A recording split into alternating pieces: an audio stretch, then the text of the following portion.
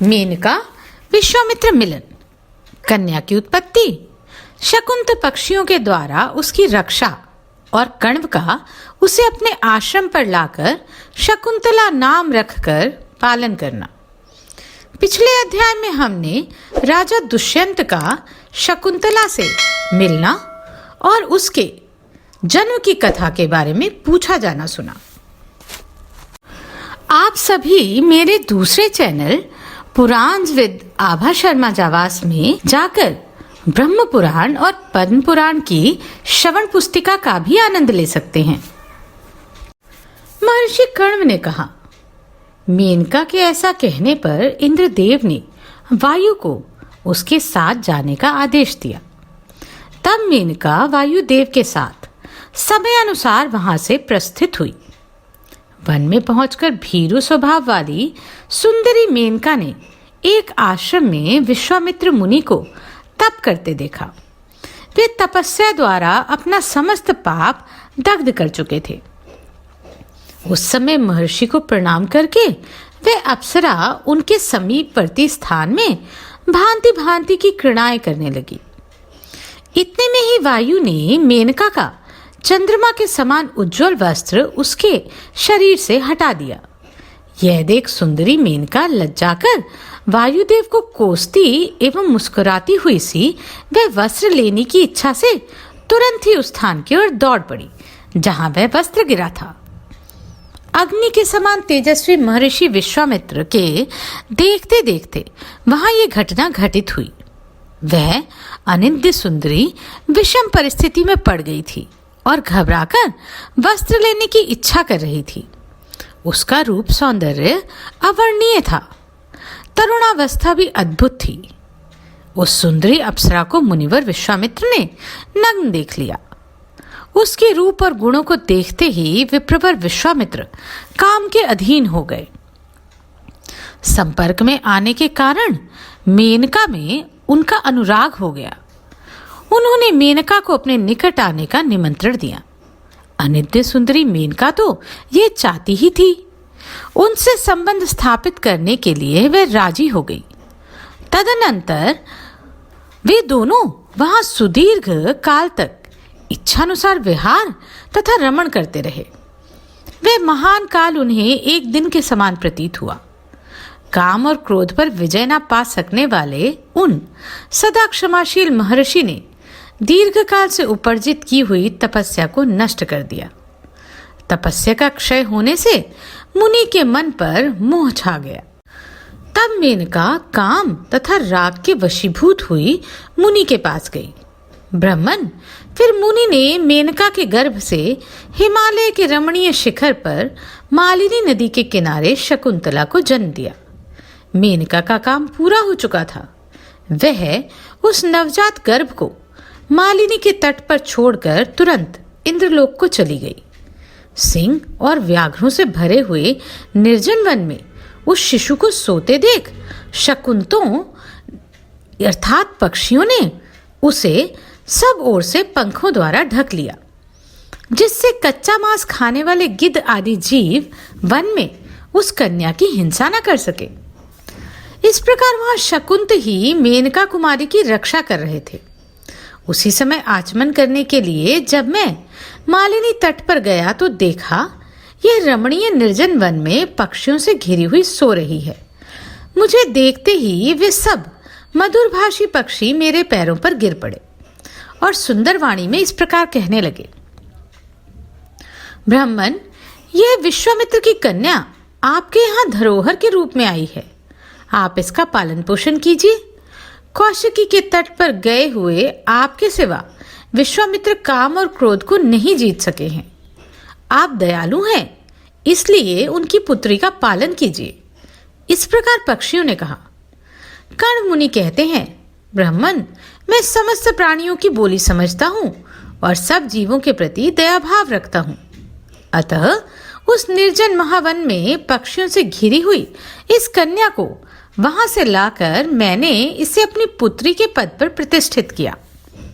जो गर्भाधान के द्वारा शरीर का निर्माण करता है, जो अभयदान देकर प्राणों की रक्षा करता है और जिसका अन्न भोजन किया जाता है, धर्मशास्त्र में क्रमशः ये तीनों पुरुष पिता कहे गए हैं। निर्जन वन में इसे शकुंतों ने घेर रखा था, इसलिए शकुंतान लाती रक्षकत्वेन गृह्णाति। इस व्युत्पत्ति के अनुसार इस कन्या का नाम मैंने शकुंतला रख दिया। ब्राह्मण, इस प्रकार शकुंतला मेरी बेटी है।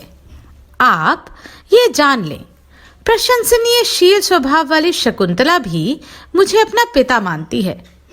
शकुंतला कहती है, राजन, उन महर्षि के पूछने पर पिता कण्व ने मेरे जन्म का यह वृतांत उन्हें बताया था। इस तरह आप मुझे कण्व की ही पुत्री समझिए। मैं अपने जन्मदाता पिता को तो जानती नहीं, कण्व को ही पिता मानती हूँ। महाराज, इस प्रकार जो वृतांत मैंने सुन रखा था वह सब आपको बता दिया। दुष्यंत बोले, कल्याणी, तुम जैसी बातें कह चुकी हो उनसे भली भांति स्पष्ट हो गया कि तुम क्षत्रिय कन्या हो, क्योंकि विश्वामित्र मुनि जन्म से तो क्षत्रिय ही हैं। सुश्रोणी, मेरी पत्नी बन जाओ। बोलो, मैं तुम्हारी प्रसन्नता के लिए क्या करूं? सोने के हार, सुंदर वस्त्र, तपाए हुए सुवर्ण के 2 कुंडल, विभिन्न नगरों के बने हुए सुंदर और चमकीले मणिरत्न निर्मित आभूषण, स्वर्ण पदक और कोमल मृग चर्म आदि वस्तुएं तुम्हारे लिए मैं अभी लाए देता हूं। शोभने, अधिक क्या कहूं? मेरा सारा राज्य आज से तुम्हारा हो जाए। तुम मेरी महारानी बन जाओ। भीरु, सुंदरी, गंधर्व विवाह के द्वारा मुझे अंगीकार करो। रमोरु, विवाहों में गंधर्व विवाह श्रेष्ठ कहा गया है। शकुंतला ने कहा, राजन, मेरे पिता कण्व फल लाने के लिए इस आश्रम से बाहर गए हैं। 2 घड़ी प्रतीक्षा कीजिए, वे ही मुझे आपकी सेवा में समर्पित करेंगे। महाराज, पिता ही मेरे प्रभु हैं, उन्हें ही मैं सदा अपना सर्वोत्कृष्ट देवता मानती हूँ। पिताजी मुझे जिसका सौंप देंगे वे ही मेरे पति होंगे। कुमारावस्था में पिता, जवानी में पति और बुढ़ापे में पुत्र रक्षा करता है। अतः स्त्री को कभी स्वतंत्र नहीं रहना चाहिए। धर्मिष्ठ राजेंद्र, मैं अपने तपस्वी पिता की अवहेलना करके अधर्म पूर्वक पति का वरण कैसे कर सकती हूँ? दुष्यंत बोले, सुंदरी, ऐसा ना कहो। तपोराशि महात्मा कण्व बड़े ही दयालु हैं। शकुंतला ने कहा, राजन, ब्राह्मण क्रोध के द्वारा ही प्रहार करते हैं। वे हाथ में लोहे का हथियार नहीं धारण करते। अग्नि अपने तेज से, सूर्य अपनी किरणों से, राजा दंड से और ब्राह्मण क्रोध से दग्ध करते हैं। कुपित ब्राह्मण अपने क्रोध से अपराधी को वैसे ही नष्ट कर देता है जैसे वज्रधारी इंद्र असुरों को। दुष्यंत बोले, वरारोहे, तुम्हारा शील और स्वभाव प्रशंसा के योग्य है। मैं चाहता हूं तुम मुझे स्वेच्छा से स्वीकार करो। मैं तुम्हारे लिए ही यहाँ ठहरा हूं। मेरा मन तुम में ही लगा हुआ है। आत्मा ही अपना बंधु है, आत्मा ही अपना आश्रय है, आत्मा ही अपना मित्र है, वही अपना पिता है। अतः तुम स्वयं ही धर्मपूर्वक आत्मसमर्पण करने योग्य हो। धर्मशास्त्र की दृष्टि से संक्षेप से 8 प्रकार के ही विवाह माने गए हैं। ब्राह्म, दैव्य, आर्ष, प्रजापति, आसुर, गांधर्व, राक्षस तथा 8वां पैशाच। कन्या को वस्त्र और आभूषणों से अलंकृत करके सजातीय योग्य वर के हाथ में देना ब्राह्म विवाह कहलाता है।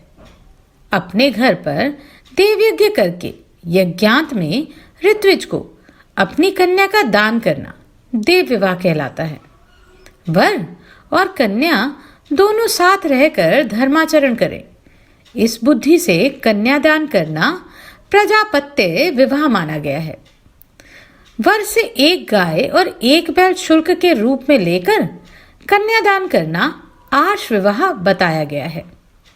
वर से मूल्य के रूप में बहुत सा धन लेकर कन्या देना आसुर विवाह माना गया है। वर और वधू दोनों एक दूसरे को स्वेच्छा से स्वीकार कर लें यह गांधर्व विवाह है। जब घर के लोग सोए हों तथा असावधान हों, उस दशा में कन्या को चुरा लेना पैशाच विवाह है। युद्ध करके मारकाट मचाकर रोती हुई कन्या को उसके रोते हुए भाई बंधुओं से छीन लाना राक्षस विवाह माना गया है। स्वयंभू मनु का कथन है कि इनमें बाद वालों की अपेक्षा पहले वाले विवाह धर्मानुकूल होते हैं। पूर्व कथित जो 4 विवाह अर्थात ब्राह्म, देव, आर्ष तथा प्रजापते हैं, उन्हें ब्राह्मणों के लिए उत्तम बताया गया है। अनिंदते ब्राह्म से लेकर गांधर्व तक क्रमशः 6 विवाह क्षत्रियों के लिए धर्मानुकूल हैं। राजाओं के लिए तो राक्षस विवाह का भी विधान है।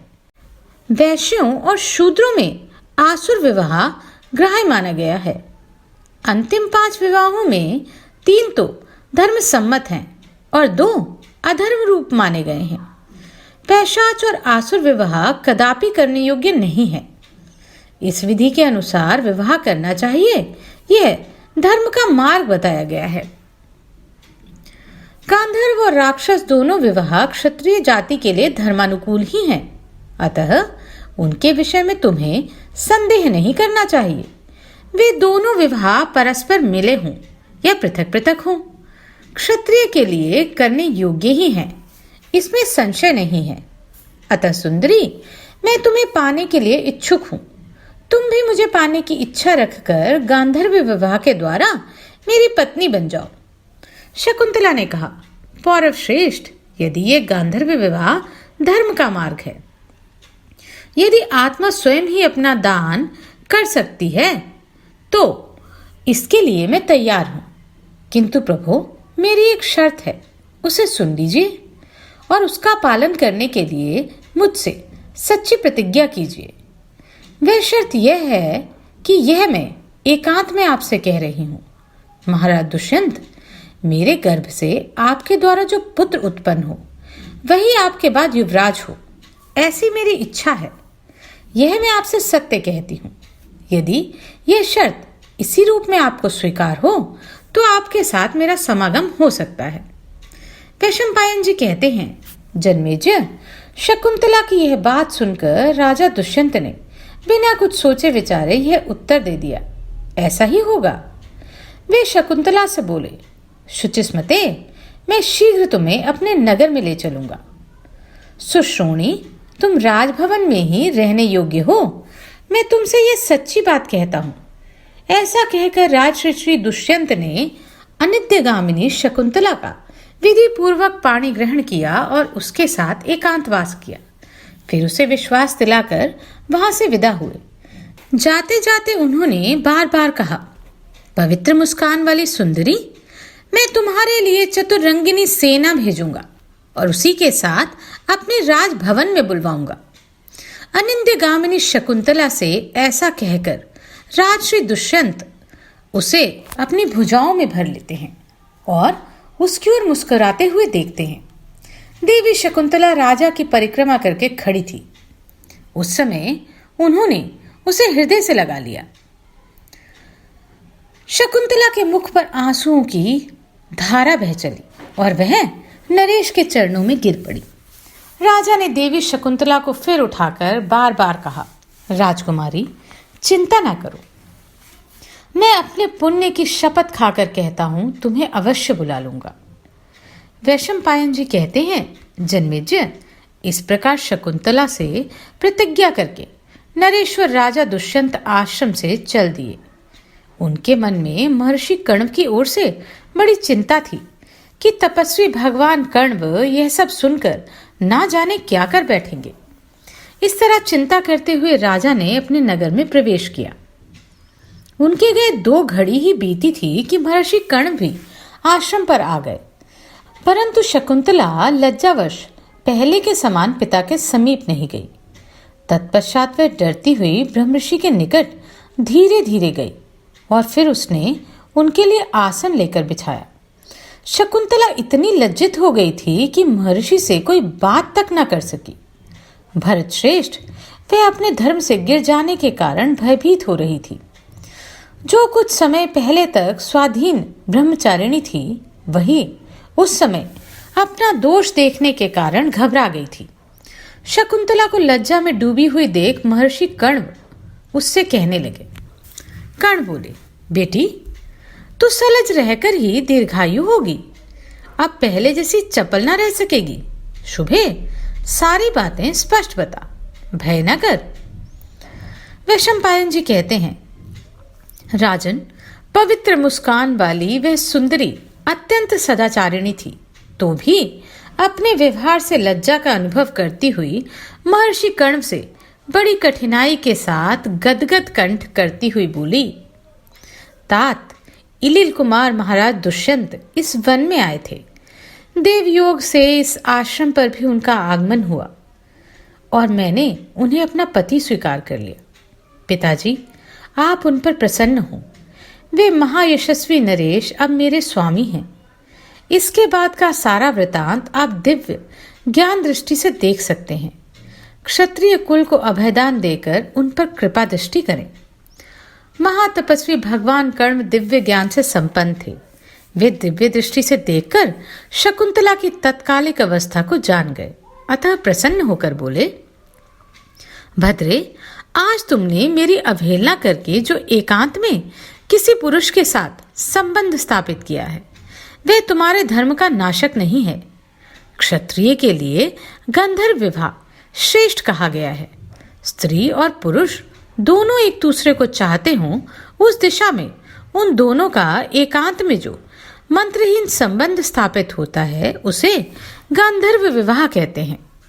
शकुंतले, महामना दुष्यंत धर्मात्मा श्रेष्ठ पुरुष हैं। वे तुम्हें चाहते थे। तुमने योग्य पति के साथ संबंध स्थापित किया है, इसलिए श्लोक में तुम्हारे गर्भ से एक महाबली और महात्मा पुत्र उत्पन्न होगा, जो समुद्र से घिरी हुई इस समूची पृथ्वी का उपभोग करेगा।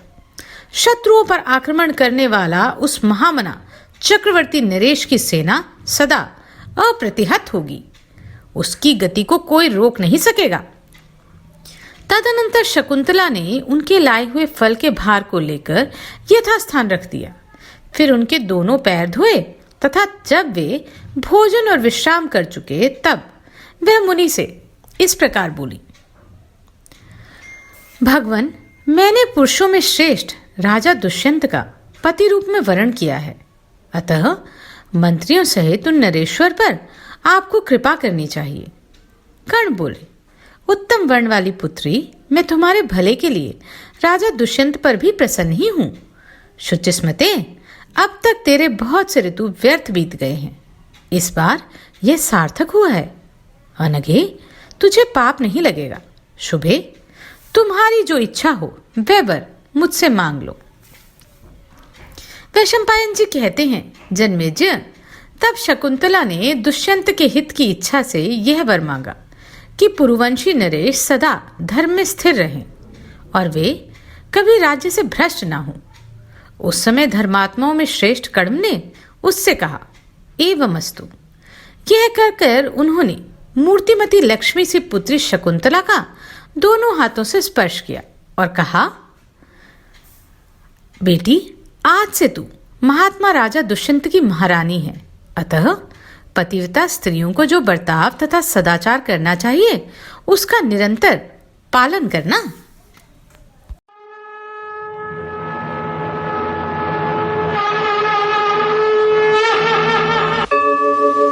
यदा यदा हि धर्मस्य ग्लानिर्भवति भारत अभ्युत्थानम् अधर्मस्य तदात्मानं सृजाम्यहम् परित्राणाय साधूनां विनाशाय च दुष्कृताम्।